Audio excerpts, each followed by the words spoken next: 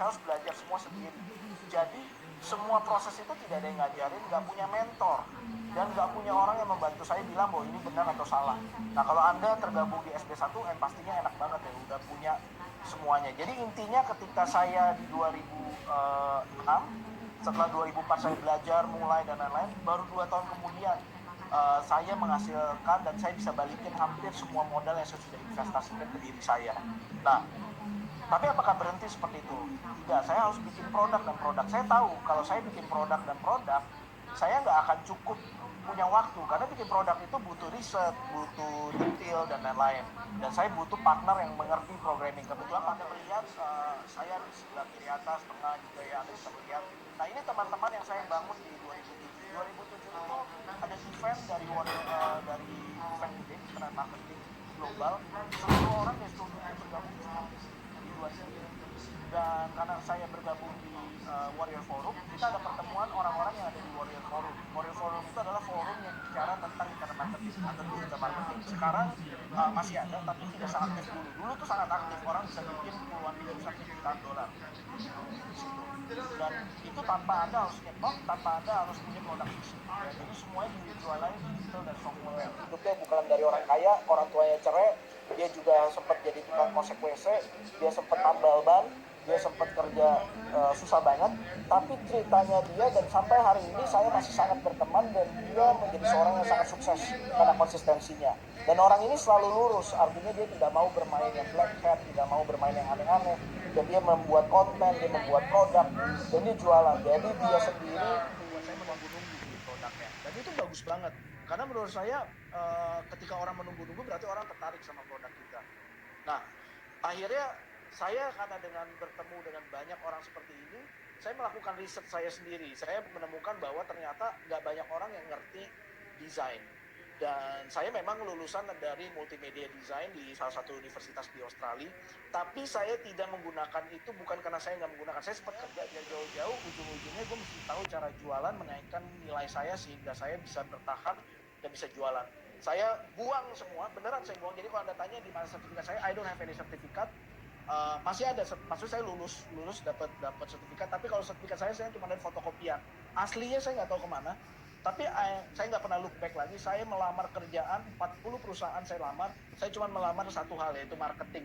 Jadi dari situ kalau Anda bertanya tadi, Pak Di, kok kerjanya jauh banget? Ya, saya kerjanya jauh banget di Jakarta Barat, saya tinggal Jakarta Timur. Dan itu saya kerjanya sebagai marketing. Kenapa? Karena saya pengen belajar ilmu marketing. Dan saya tahu ilmu marketing itu adalah ilmu awareness, brand, memberikan orang, kasih tahu orang tentang manfaat. Dia biasa jual tuh sekitar $700, dia bisa sampai sekitar 25 kali, dia bisa ribuan dolar. Saat itu jualan ebook gampang, jadi teman-teman jangan bilang, apakah bisnis modelnya masih jalan? Sekarang Anda harus punya topik yang sangat bagus. Saat itu masih bicara tentang keluar dari kerja. Tapi itu pun juga masih banyak pertanyaan di Amerika, di luar negeri, dan beliau ini adalah orang Australia yang tinggal di Jepang. Lalu tambah lagi, mau nggak salah tambah 200 lagi. Saya bilang oke.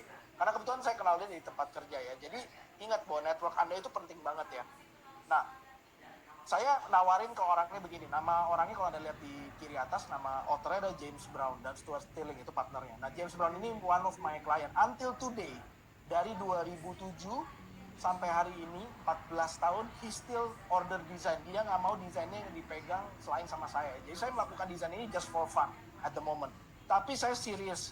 Makanya dari sini saya punya modal untuk bangun digital agency. Saya ngerti cara kerja marketing dan saya ngerti cara kerja konsultan karena saya bergaul dan saya punya teman-teman yaitu klien saya juga. Jadi orang-orang di sini mereka juga berbagi.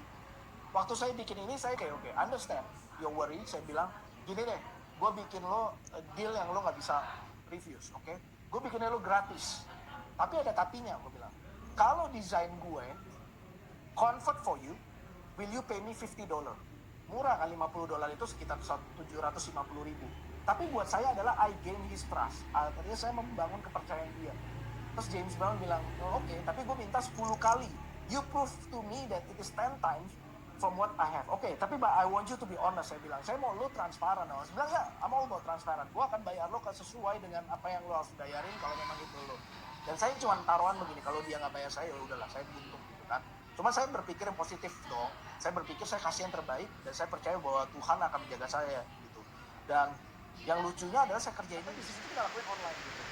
Nah, ini yang menariknya adalah ketika itu saya membuat survei dan ternyata teman-teman itu tidak jago desain. Jadi kalau Anda lihat gambar yang pertama ini adalah tentang namanya Crush Your Job. Ya, ini adalah cover design yang saya buat. Mungkin teman-teman bilang cover design ini dibayar berapa? Jawabannya adalah waktu itu saya bikin taruhan. Jadi ketika tadi saya di sini, saya bertemu dengan banyak marketer kan, dan marketer-marketer ini jago banget copywriting, jualan produk, tapi cover desainnya mereka sucks atau payah sama sekali. Nah, waktu ini terjadi yang saya bingung adalah saya gimana jualan ya, karena Indonesia saat itu kita nomor 28 adalah terbaik untuk hacking dan cracking, artinya kita menipu orang dan jelek banget lah reputasi kita, dan orang nggak ada yang mau deal sama orang Indonesia. Jadi saya waktu itu cuma berpikir, jadi saya harus membuktikan bahwa orang Indonesia tuh nggak semuanya jahat, dan saya tahu bahwa ada orang-orang Indonesia termasuk teman-teman juga, dan saya yang kita memang punya idealisme bahwa kita mau memberikan yang terbaik dan yang kreativitas yang positif.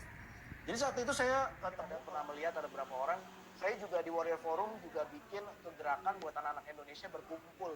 Jadi ada beberapa orang Indonesia yang akhirnya berkumpul karena kita senang digital marketing. Mungkin ada yang mengenal Ferry Guntoro, ada yang mengenal Agung Hari Prabowo, Edmund Loh tadi dari Malaysia, tapi di bawah kanan Anda bisa melihat ada Pak Reza Yasni, di bawah tengah ada Pak Suwandi Chow. Jadi teman-teman ini semua adalah orang-orang yang memang pemulai awal-awal.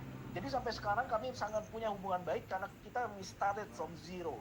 Jadi kita from zero sangat lama. Kenapa? This is my first time ngerjain sesuatu ini dan saya belum tahu.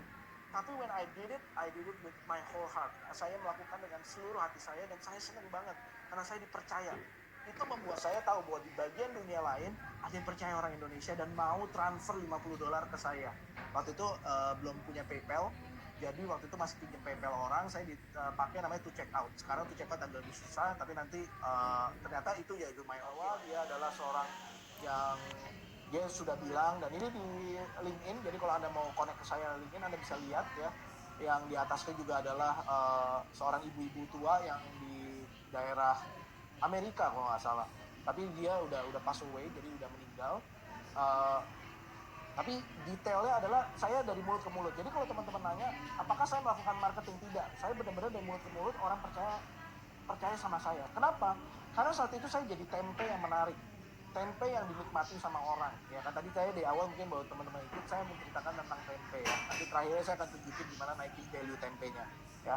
Jadi ini juga adalah satu klien saya yang ditinggal bertahun-tahun sama saya, desainnya saya bikinin. Jadi apa yang dia lakuin, dia adalah seorang anak yang main game. Jadi saya ketemu dia di Malaysia, dia itu seorang gamer, tapi dia is not a very good gamer. Dia bilang, gue good. Kalau saya ngelawan dia pasti menang. Dan saya pernah main bareng sama dia ya.